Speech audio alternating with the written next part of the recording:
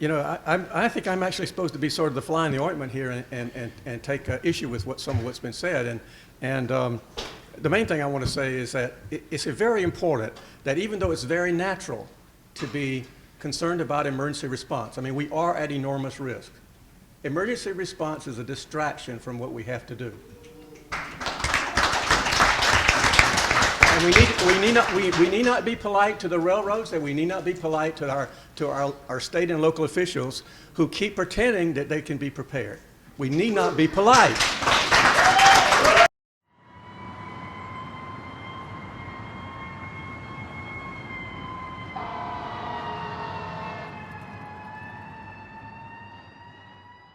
But I mean, it is just unconscionable to pretend that basically is anything you can do about a serious crude oil derailment. It's going to be rivers of fire moving into your community, like Megantic, 1.5 million gallons that happened there, 47 people died.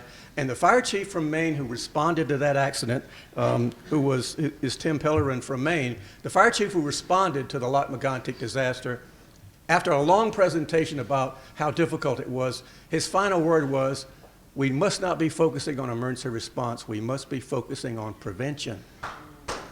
If we have an accident with crude oil in a really urban area, I'm talking about a big city, evacuating half a mile of a big city is what people want to be talking about.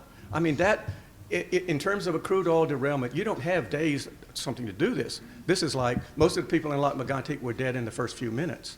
Simulated crude oil fire, and the paper and the TV shows inevitably a lie.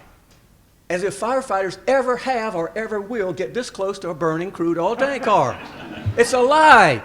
It's a deliberate misperception, misinformation to the public, and the media is gullible. They just play into it, you know. You don't have to, but that's what they do. I said to the media people, I want to see pictures of firefighters' backs when they are retreating from a crude oil train like they're damn supposed to do under in the Orange Book guidelines. The Orange Book says pull back a half a mile and let it burn, okay? Every one of us ought to have an Orange Book and wave it around in meetings like this and say, we are the citizens, we know what the federal direction says. For one tank car in a fire, as Matt mentioned this morning, pull back a half a mile and let it burn. It's not unique. I come from Virginia where we got a Democratic governor who did not say one word about crude oil trains until the day after he had a train burning in the James River. Okay? This is not exactly profiles in courage out there.